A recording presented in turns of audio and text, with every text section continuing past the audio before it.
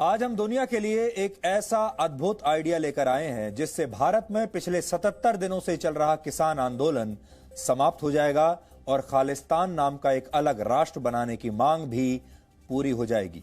यानी ये आइडिया एक नए राष्ट्र का है और अगर ये राष्ट्र बन जाए तो दुनिया में कुल देशों की संख्या 195 से 196 हो जाएगी और यह नया देश होगा खालिस्तान। और सबसे अहम बात यह है कि ये खालिस्तान देश पंजाब में नहीं होगा, पंजाब को तोड़कर नहीं बनेगा। इस देश को अस्तित्व में लाने के लिए किसी भी तरह का आंदोलन करने की जरूरत नहीं होगी, हिंसा और प्रोपेगेंडा का सहारा नहीं लेना होगा, ना ही इसके लिए सड़कों को जैम करना होगा। और सबसे बड़ी बात यह कि इसके लिए अब हमारे किसानों को भी परेशान नहीं होना पड़ेगा, क्योंकि देश भर के लोग, देश भर के किसान परेशान हो रहे हैं और एक ऐसी वजह से परेशान हो रहे हैं जिससे किसानों का असल में कोई लेना देना नहीं है। किसानों का खालिस्तान से क्या लेना देना, लेकिन खालिस्तान बनाने के लिए आमादा वो ताकतें हमारे देश के किसानों को बहकाकर उन्हीं का इस्तेमाल कर रही हैं। इस देश को बनाने के लिए कनाडा के प्रधानमंत्री जस्टिन ट्रूडो के सिर्फ एक हस्ताक्षर की जरूरत है। यानी जस्टिन ट्रूडो अगर तय कर लें तो खालिस्तान नाम का यह नया देश दुनिया को बहुत जल्द मिल सकता है। और यही चुनौती आज हम कनाडा के प्रधानमंत्री जस्टिन ट्रूडो को डीएनए के माध्यम से, जी न्यूज के माध्यम से देने वाले हैं। और उनसे आज हम ये कहना चाहते हैं कि अगर वो भारत में चल रहे किसान आंदोलन के साथ खड़े हैं, अगर उन्हें वाकई भारत के किसानों की इतनी चिंता है, उस आंदोलन का समर्थन अगर वो कर रहे हैं जिसकी आड़ में कनाडा में बैठे मुट्ठी भर लोग खालिस्तानी प्रोपेगेंडा को हवा दे रहे हैं, तो हमें लगता है कि उन्हें खालिस्तान के विचार को अंतिम रूप देने में बिल्कुल भी देर नहीं लगानी चाहिए, क्योंकि अब खालिस्तान के निर्माण की पूरी जिम्मेदारी जस्टिन ट्रूडो पर है। सरल शब्दों में अगर कहें तो जस्टिन ट्रूडो खालिस्तान के लिए खाली स्थान को भर सकते हैं और ऐसा करने में हम उनकी मदद करना चाहते हैं। हम आज कनाडा को यह बताना चाहते हैं कि वो जिन लोगों को अपनी जमीन से खालिस्तान के विचार में खाद और पानी डालने की खुली छूट देता है, उन लोगों के सपने को कैसे ट्रूडो पूरा कर सकते हैं। अब ये ट्रूडो के हाथ में है और ये खालिस्तान पंजाब में नहीं बल्कि कनाडा में बनेगा। लेकिन हमारे इस आइडिया के बारे में बताने से पहले हम आपको भारत के खिलाफ चल रही एक अंतर्राष्ट्रीय साजिश का एक और सबूत देना चाहते हैं, एक और वीडियो दिखाना चाहते हैं जो अमेरिका के कैलिफोर्निया से हमारे पास आया है। और यह वीडियो वहां चल रही एक मशहूर फुटबॉल लीग के एक मैच का है जिसका नाम है अमेरिकन सुपर बाउल लीग। कल इस फुटबॉल लीग के एक मैच के दौरान किसान आंदोलन से जुड़ा एक विज्ञापन दिखाया गया, एक वीडियो दिखाया गया और इस विज्ञापन में दावा किया गया कि भारत में इस आंदोलन की वजह से अब तक 160 लोगों की मौत हो चुकी है। इसमें यह दावा किया गया है कि किसान आंदोलन में 160 किसान मर चुके हैं और दुनिया भर में इस आंदोलन से 25 करोड़ लोग जुड़ चुके हैं, ऐसा इस विज्ञापन में दावा किया गया है। इसके अलावा इस वीडियो में यह भी दावा किया गया कि भारत में आंदोलन के दौरान किसानों को मारा जा रहा है। ये तीनों ही दावे पूरी तरह से गलत हैं और भारत को बदनाम करने के लिए ये बातें गढ़ी गई हैं। ये फेक न्यूज है, क्योंकि आंदोलन में किसानों की मौत को लेकर कोई आधिकारिक आंकड़ा हमारे अपने देश में ही मौजूद नहीं है। और सबसे अहम बात यह है कि भारत में चल रहा किसान आंदोलन मुट्ठी भर लोगों तक सीमित है, 25 करोड़ लोग तो बहुत दूर की बात है। और आंदोलन कर रहे किसानों पर सरकार का रवैया अब तक बहुत नर्म रहा है। यहां तक कि जब 26 जनवरी के दिन गणतंत्र दिवस पर दिल्ली में हुई हिंसा की तस्वीरें आप देखेंगे तो आपको पता चलेगा कि इस हिंसा के दौरान पुलिस के 400 जवान घायल हुए थे, लेकिन उन्होंने हिंसा करने वाले किसानों पर कोई कार्रवाई नहीं की। अब सोचिए, यह विज्ञापन अमेरिका में दिखाया जा रहा है जिसमें सारी बातें गलत हैं और इस विज्ञापन के जरिए अमेरिका में फेक न्यूज फैलाई जा रही है और उसके बाद यह सोशल मीडिया के जरिए भारत में फैलाया जा रहा है और पूरी दुनिया में भी अब यह फेक न्यूज फैल रही है। यानी यह विज्ञापन किसी ना किसी ने तो दिया होगा। यह बात हम लगातार कह रहे हैं कि किसान आंदोलन का रिमोट कंट्रोल अब विदेशी ताकतों के हाथ में जा चुका है और ये ताकतें इस पर पानी की तरह पैसे बहा रही हैं। पैसे की तो कोई समस्या ही नहीं है, क्योंकि जो वीडियो अभी हमने आपको दिखाया उसे इस फुटबॉल मैच के दौरान टीवी पर दिखाने के लिए $10,000 यानी भारतीय रुपयों में अगर इसे कैलकुलेट करें तो लगभग 7.5 लाख रुपए खर्च किए गए। ये एक विज्ञापन की तरह टीवी पर दिखाया गया जब मैच चल रहा था। सोचिए अगर यह आंदोलन विदेशी ताकतों के हाथ में नहीं है तो इतना पैसा कहां से आएगा, पहली बात। और दूसरी बड़ी बात यह है कि इसे वहां अमेरिका में टीवी पर क्यों दिखाया जा रहा है, वो भी एक ऐसे मैच के दौरान जो मैच वहां पर बहुत लोकप्रिय माना जाता है। सबसे महत्वपूर्ण बात यह कि इस वीडियो के अंत में जिस गाने के बोल इस्तेमाल हुए हैं उस गाने के ओरिजिनल वीडियो में खालिस्तानी भिंडरवाला की तस्वीरें इस्तेमाल की गई हैं। यानी इस विज्ञापन के तार भी सीधे सीधे खालिस्तान से जुड़े हैं क्योंकि इसमें भिंडरवाला की तस्वीर लगी है और यह सब कुछ कनाडा से किया जा रहा है। इसलिए आज जो बड़ा सवाल हम पूछने वाले हैं वो कनाडा से ही पूछने वाले हैं कि कनाडा आखिर चाहता क्या है, कनाडा की सरकार आखिर चाहती क्या है। इसलिए अब आपको उस आइडिया के बारे में बताना चाहते हैं जिससे किसान आंदोलन भी खत्म हो जाएगा और खालिस्तान नाम के एक अलग देश की मांग भी पूरी हो जाएगी, यानी सबको तसल्ली हो जाएगी। और ये आइडिया है कि क्यों नहीं कनाडा अपने देश में किसी एक प्रांत को खालिस्तान घोषित कर दे। यह बहुत आसान है कनाडा के लिए। कनाडा क्षेत्रफल के लिहाज से रशिया के बाद दुनिया का दूसरा सबसे बड़ा देश है, दूसरा सबसे विशाल देश है और कनाडा की कुल आबादी सिर्फ 3.5 करोड़ है। सोचिए 3.5 करोड़ मतलब लगभग जितनी हमारे यहां दिल्ली की आबादी है उतनी आबादी पूरे कनाडा की है और कनाडा दुनिया का दूसरा सबसे बड़ा देश है क्षेत्रफल के मामले में। इस हिसाब से देखें तो उत्तर प्रदेश में कनाडा जैसे 6 देशों की कुल आबादी रह सकती है। एक अकेले उत्तर प्रदेश में आबादी के हिसाब से 6 कनाडा देश बन सकते हैं। इस समय उत्तर प्रदेश की कुल आबादी लगभग 20 करोड़ के आसपास है और भारत की कुल आबादी 135 करोड़ के आसपास है। यानी कनाडा के पास जमीन तो बहुत है और इस जमीन पर रहने वाले लोगों की संख्या बहुत ही कम है और इसीलिए हम चाहते हैं कि खालिस्तान के विचार को विटामिन की गोलियां खिलाकर उसे स्वस्थ रखने वाला कनाडा अब अपने ही देश में खालिस्तान नाम से एक नया देश बना सकता है और कोई देश ये कर नहीं सकता। और वो ऐसा कैसे कर पाएगा अब हम ये भी आपको समझाते हैं। क्षेत्रफल के लिहाज से कनाडा का सबसे बड़ा प्रांत है ब्रिटिश कोलंबिया, आपने इसका नाम भी सुना होगा।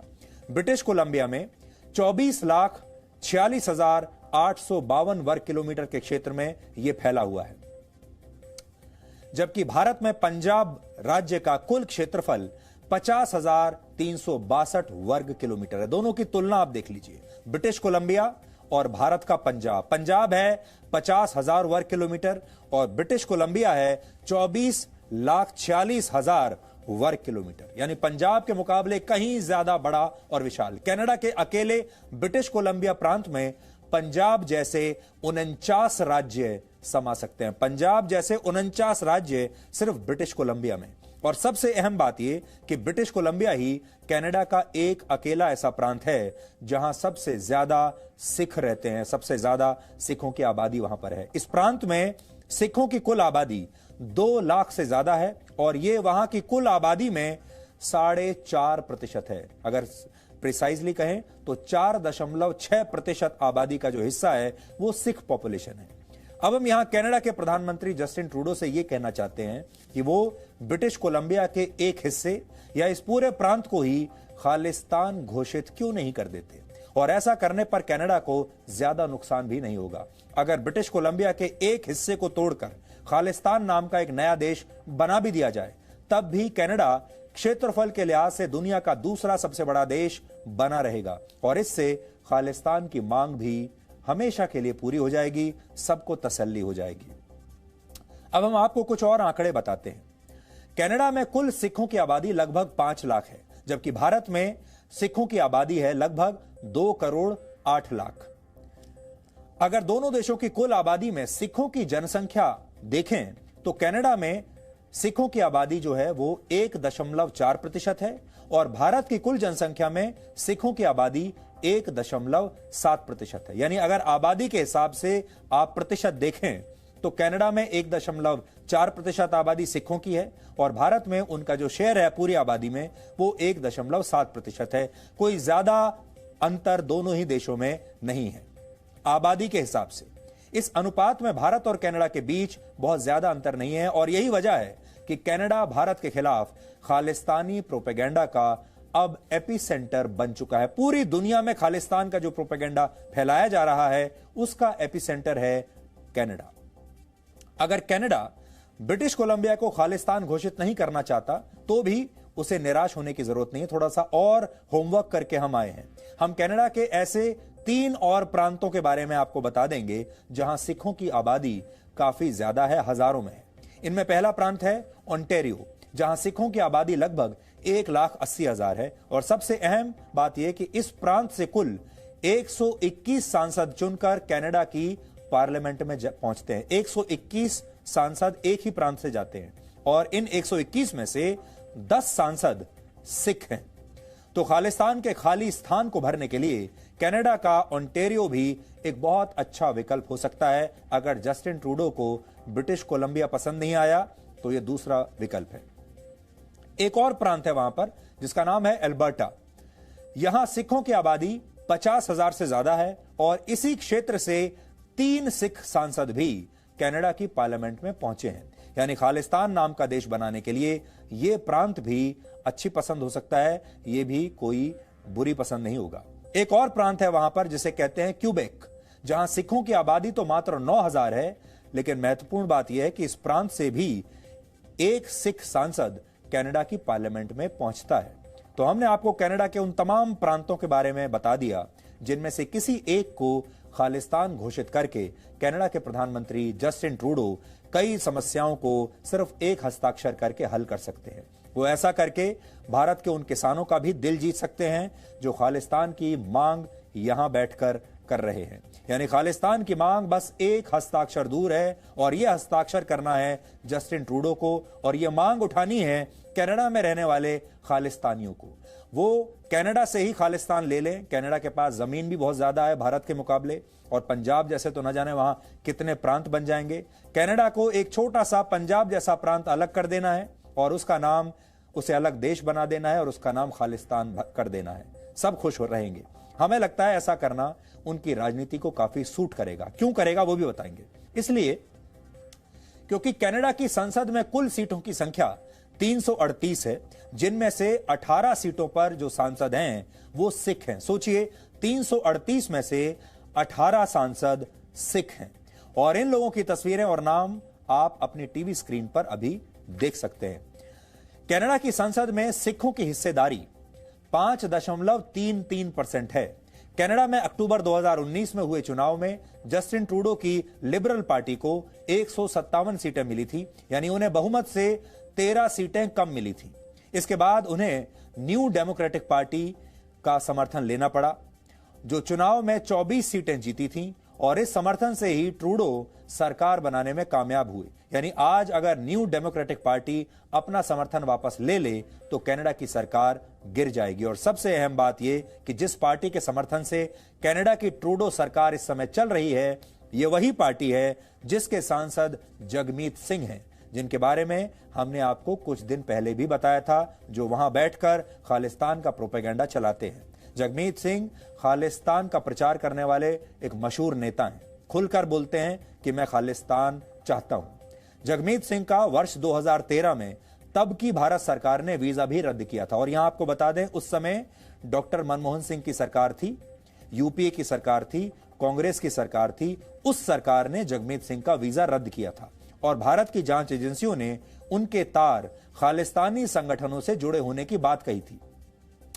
यानी अगर जगमीत सिंह चाहें तो वो कनाडा में खालिस्तान बनाने के लिए ट्रूडो पर अपना पूरा दबाव बना सकते हैं और ट्रूडो से कह सकते हैं कि अगर खालिस्तान नहीं बनाया तो उनकी सरकार गिरा देंगे। खालिस्तान के विचार को कनाडा में कैसे विटामिन की गोलियों से स्वस्थ रखा जाता है, इसे समझाने के लिए आज मैं कुछ और दस्तावेज आपके सामने लेकर आया हूं। मेरे हाथ में वो दस्तावेज हैं, आप ये दस्तावेज देख सकते हैं। देखिए ये दस्तावेज है जो आज मैं आपके सामने लेकर आया हूं। इसका शीर्षक है Khalistan a project of Pakistan. देखिए लिखा हुआ है यहां पर, देखिए आप, Khalistan a project of Pakistan. यह एक रिसर्च पेपर है जिसे कनाडा के एक think tank Macdonald Laurier Institute ने सितंबर 2020 में प्रकाशित किया था। ज्यादा पुराना नहीं है, सितंबर 2020 का है। इसमें क्या लिखा है आपको मैं उसके कुछ लाइन पढ़कर सुनाना चाहता हूं। इसके पेज नंबर 4 पर लिखा है कि खालिस्तान असल में भारत के खिलाफ पाकिस्तान द्वारा प्रायोजित एक एजेंडा है जिससे भारत और कनाडा दोनों देशों की सुरक्षा और संप्रभुता पर खतरा पैदा हो सकता है। लिखा है in Khalistan a project of Pakistan. Veteran journalist फिर उनका नाम लिखा है, वो बताते हैं कि Khalistan is a project of Pakistan designed to subvert the national security of both Canada and India. दोनों देशों के सुरक्षा के लिए यह खतरा है। फिर आगे लिखा है it's a fantasy rooted in religious chauvinism kept alive in Canada by thugs and political hustlers, unbothered by the innocent lives that have been lost in its name. इसके जो ऑथर हैं वो कहते हैं कि खालिस्तान असल में धार्मिक उन्माद के सिद्धांत पर टिकी एक कोरी कल्पना है जिसकी वजह से कई निर्दोष लोगों की जान जा रही है और इसका पालन पोषण करने वाले कनाडा के राजनीतिक अवसरवादी लोग और नेता हैं। आगे भी इसमें कई चीजें लिखी और पेज नंबर 18 पर प्रकाशित एक नक्शा दिखाना चाहता हूं। 2019 में खालिस्तानी संगठन सिक्स फॉर जस्टिस द्वारा प्रकाशित यह नक्शा खालिस्तान की कोरी कल्पना पर आधारित है और इस नक्शे में आप जानते हैं जिस खालिस्तान की वो मांग करते हैं उसमें उन्होंने अकेले पंजाब को नहीं लिया। इस नक्शे में आप देख पाएंगे, इस नक्शे में हिमाचल प्रदेश, हरियाणा, दिल्ली और राजस्थान के कुल हिस्सों को खालिस्तान का हिस्सा बताया गया है। तो वो वही पाकिस्तान के पंजाब प्रांत का भी एक हिस्सा इसमें शामिल नहीं है। महाराजा रणजीत सिंह जिस लाहौर शहर से अपने सिख साम्राज्य को चलाते थे उसे इस नक्शे में शामिल नहीं किया गया है। और यही नहीं, ननकाना साहिब जहां सिख धर्म के संस्थापक गुरु नानक देव जी का जन्म हुआ था उसे भी इस नक्शे से अलग रखा गया है। और इस नक्शे के माध्यम से आप खालिस्तान और पाकिस्तान के गठजोड़ को समझ सकते हैं। लेकिन इसका मतलब यह है कि ये सिर्फ भारत को तोड़ना चाहते हैं, पाकिस्तान की तो 1 इंच जमीन भी ये लेना नहीं चाहते। लेकिन भारत में जब आप इसे देखेंगे तो इसमें इन्होंने पूरे पंजाब को निगल लिया, हिमाचल प्रदेश, हरियाणा, राजस्थान के हिस्से और दिल्ली के कुछ हिस्से हैं उनको भी इन्होंने रिपब्लिक ऑफ खालिस्तान में निगल लिया है। इससे यह भी पता चलता है कि इनकी ईमानदारी सिखों के इतिहास और संस्कृति से जुड़ी हुई नहीं है, ये सिर्फ पाकिस्तानी एजेंडा को आगे बढ़ा रहे हैं। क्योंकि इनके जो हैंडलर्स पाकिस्तान में बैठे हैं वो इनसे ये कहते हैं कि पाकिस्तान की तो 1 इंच जमीन भी हम तुम्हें देंगे नहीं, तुम सिर्फ भारत को तोड़ो और भारत के जो अलग अलग राज्य हैं उन्हें तोड़कर वहां जमीन लेकर अपना खालिस्तान बना लो। इसलिए पाकिस्तान में वहां 1 इंच जमीन भी उन्होंने इन्हें नहीं दी है। पाकिस्तान जहां भारत के खिलाफ खालिस्तानी साजिश को बढ़ावा देने की कोशिश करता है तो दूसरी तरफ कनाडा इस साजिश का आज एपिसेंटर बन चुका है। हालांकि भारत के आंतरिक मामलों में हस्तक्षेप करने से पहले कनाडा को यह ध्यान रखना होगा कि उसके अपने क्यूबेक प्रांत में दशकों से लोग आजादी के लिए संघर्ष कर रहे हैं और यह कनाडा का एकमात्र ऐसा प्रांत है जहां इंग्लिश की जगह फ्रेंच को पहली भाषा की मान्यता मिली हुई है, फर्स्ट लैंग्वेज। यानी कनाडा के इस प्रांत के स्कूल, कॉलेज और सरकारी दफ्तरों में फ्रेंच भाषा का ही आधिकारिक तौर पर इस्तेमाल होता है। और वहां के लोग यह आरोप लगाते हैं कि इसकी वजह से जिन राज्यों में अंग्रेजी बोली जाती है वहां उनके साथ अच्छा बर्ताव नहीं किया जाता। यही नहीं, 1995 में जब जनमत संग्रह करवाया गया तो उसमें भी क्यूबेक के 49.4% लोगों ने कनाडा से अलग होने के लिए वोट किया था, जबकि 50.6% लोगों ने इसके खिलाफ अपना मत दिया था। वो कनाडा के साथ ही रहना चाहते थे। इतना क्लोज था, इतना करीब था इसका रिजल्ट। इससे यह पता चलता है कि क्यूबेक में देश से अलगाववाद की जड़ें कितनी मजबूत हो चुकी हैं। लेकिन क्या आपने कभी ऐसा सुना कि भारत ने कनाडा के इस आंतरिक मामले में कभी कोई दखल दिया हो? भारत ने ऐसा कभी नहीं किया और हमारी ये संस्कृति है भी नहीं। हमें लगता है कि कनाडा जैसे देश इस बात को कभी समझ नहीं पाएंगे। इसीलिए आज हम कनाडा के लिए ये आइडिया लेकर आए हैं कि कनाडा को अब अपने ही देश में एक ऐसा हिस्सा उन्हें ईयरमार्क कर देना चाहिए और वहीं वो खालिस्तान नाम का एक अलग देश बना दें और इससे कनाडा को भी और पाकिस्तान को भी बहुत मदद मिलेगी। इसलिए जस्टिन ट्रूडो और इमरान खान दोनों लोग मिलकर इस योजना को अमल में ला सकते हैं। आपको याद होगा पिछले दिनों हमने किसान आंदोलन की आड़ में भारत के खिलाफ दुष्प्रचार कर रहे विदेशी ताकतों को एक्सपोज किया था और आपको कनाडा के एक सांसद जगमीत सिंह के बारे में भी तब हमने बताया था। यही जगमीत सिंह मशहूर एडल्ट स्टार मियां खलीफा को आजकल गुलाब जामुन भेज रहे हैं और मियां खलीफा इसी जगमीत सिंह को इस गुलाब जामुन के लिए धन्यवाद भी दे रही हैं। जगमीत सिंह और मियां खलीफा ने एक दूसरे को लेकर क्या ट्वीट्स किए हैं यह आप अपनी स्क्रीन पर अभी देख लीजिए। दोनों आजकल एक दूसरे को बहुत टैग करके जवाब दे रहे हैं, ट्वीट्स कर रहे हैं, जिससे यह पता चलता है कि ये दोनों मिले हुए हैं। यह भी आप समझ सकते हैं कि भारत के खिलाफ दुष्प्रचार करने वाले लोगों को इनाम में कैसे अब गुलाब जामुन और समोसे खिलाए